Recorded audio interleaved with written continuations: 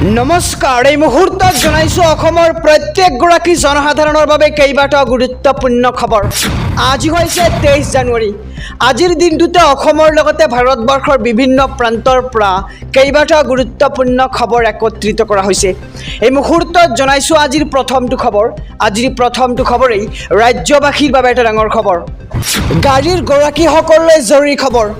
31 জানুৱাৰীৰ ভিতৰত কৰিব লাগিব বিশেষ কাম, নহ'লে ভৰিব লাগিব দুগুণ ধন।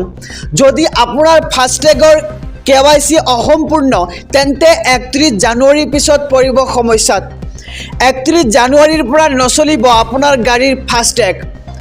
যাৰ KYC 31 জানুৱাৰীৰ ভিতৰত সম্পূৰ্ণ হোৱা নাই তেওঁলোকক ব্লেকলিষ্ট বা নিষ্ক্ৰিয় কৰা হ'ব। এখন গাড়ীত এটাতকৈ অধিক ফাষ্টেগ লগালে ব্লেকলিষ্ট কৰা হ'ব। আৰু 31 জানুৱাৰীৰ ভিতৰত সম্পূৰ্ণ কৰিব লাগিব আপুনি ফাষ্টেগৰ KYCৰ কাম। আৰু নগদ ধনৰ জৰিয়তে টোল কৰ পৰিশোধ কৰিব বিচাৰিলে আপুনি ভৰিব লাগিব দুগুণ ধন।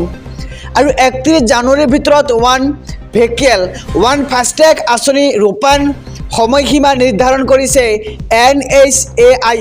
এই মুহূৰ্তত জনাইছো আজিৰ দ্বিতীয় নম্বৰ খবৰটো।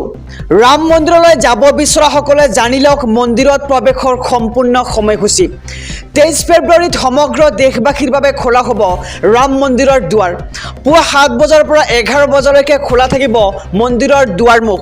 লগতে পুনৰ বিয়লি 2 বজাৰ পৰা 7 বজালৈ খোলা হ'ব ৰাম মন্দিৰৰ দুৱাৰ।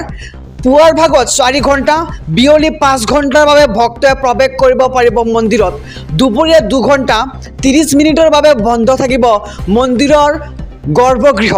এই দিনত 3 বাৰকৈ আৰতি কৰা হ'ব অযোধ্যাৰ ৰাম মন্দিৰত। আমি সবিশেষ জনাই যাম আমাৰ সমূহ দৰ্শকক। প্ৰথম ভাগ আৰতি আৰম্ভ হ'ব পুৱা 6:30 পৰা আৰু দ্বিতীয় ভাগ আৰতি আৰম্ভ হ'ব দুপৰীয়া 12 বজাত। শেষত সন্ধিয়া 7:30 আৰম্ভ হ'ব তৃতীয় ভাগ আৰতি। আৰু ৰাম মন্দিৰৰ আৰতিত ভাগ ল'বলৈ সংগ্ৰহ কৰিব লাগিব আপোনাক বিশেষ পাছ। শ্ৰীৰাম জন্মভূমি তীৰ্থ ন্যাসৰ পৰা সংগ্ৰহ কৰিব লাগিব বিশেষ পাছ। আৰু আৰতিত এবাৰত কেৱল 30 গৰাকী লোকেহে অংশগ্ৰহণ কৰিব পাৰিব। দুৰ্নীতিগ্ৰস্ত ৰেচনৰ দোকানী সাৱধান।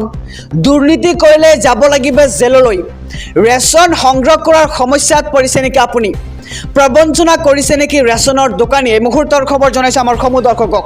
35 কেজি চাউলৰ পৰিৱৰ্তে কমকৈ লাভ কৰিছে নেকি আপুনি চাউল? দোকানত চাউল নাই বুলি কৈ ঘূৰাই পঠিয়াইছে নেকি আপোনাক? ৰেচন কাৰ্ডৰ নামত আপোনাৰ পৰা কোনো ধৰণৰ ধন সংগ্ৰহ কৰিছে নেকি ৰেচন কাৰ্ডৰ দোকানীজনীয়ে? ৰেচন কমকৈ দিলে আপুনি দিব পাৰিব, ইয়াৰ বিৰুদ্ধে অভিযোগ। চৰকাৰে মুকলি কৰিছে জনসাধাৰণৰ সুবিধাৰ্থে এটা বিশেষ ফোন নম্বৰ। ৰেচন লাভ কৰাৰ সন্দৰ্ভত সকলো অভিযোগ দিব পাৰিব এই নম্বৰটোত। আৰু নম্বৰটো হৈছে 1800345361 নম্বৰ। মুখ্যমন্ত্ৰীৰ তৰফৰ পৰা কৰা হ'ল এই বিশেষ আহ্বান। আৰু দুৰ্নীতিগ্ৰস্ত ৰেচনৰ দোকানী এতিয়া সাৱধান। দুৰ্নীতি কৰিলে আপুনি যাব লাগিব জেললৈ। ৰেচন সংগ্ৰহ কৰাত সমস্যাত পৰিছে নেকি আপুনি? আৰু প্ৰবঞ্চনা কৰিছে নেকি ৰেচনৰ দোকানীজনীয়ে? চৰকাৰে মুকলি কৰিছে হেল্পলাইন নম্বৰ। আৰু ৰেচন লাভ কৰাৰ সন্দৰ্ভত সকলো অভিযোগ দিব পাৰিব আপুনি। নম্বৰটো আকৌ এবাৰ জনাইছোঁ 1800345361 নম্বৰত। মুখ্যমন্ত্ৰী ডক্টৰ হিমন্ত বিশ্ব শৰ্মাৰ বৃহৎ ঘোষণা। ৰেচন কাৰ্ড থাকিলে 600 টকাতে লাভ কৰিব গেছ চিলিণ্ডাৰ। মুখ্যমন্ত্ৰী হিমন্ত বিশ্ব শৰ্মাৰ বৃহৎ ঘোষণা। 300 টকাকৈ ৰাজসাহায্য দিব এইবাৰ চৰকাৰে। ৰেচন কাৰ্ডৰ হিতাধিকাৰীলৈ ভাল খবৰ। বজাৰত পোৱা 900 টকাৰ গেছ চিলিণ্ডাৰ এতিয়া মুখ্যমন্ত্ৰী হিমন্ত বিশ্ব শৰ্মাৰ চৰকাৰে দিব 600 টকাত। উজ্জ্বলা যোজনাৰ অধীনত লাভ কৰিব এই সুবিধা। ৰেচন কাৰ্ড থকা পৰিয়ালক শীঘ্ৰেই এই সুবিধা দিব চৰকাৰে। ৰেচন কাৰ্ড থকা প্ৰতিটো পৰিয়ালে পাব উজ্জ্বলা আঁচনিৰ সুবিধাও।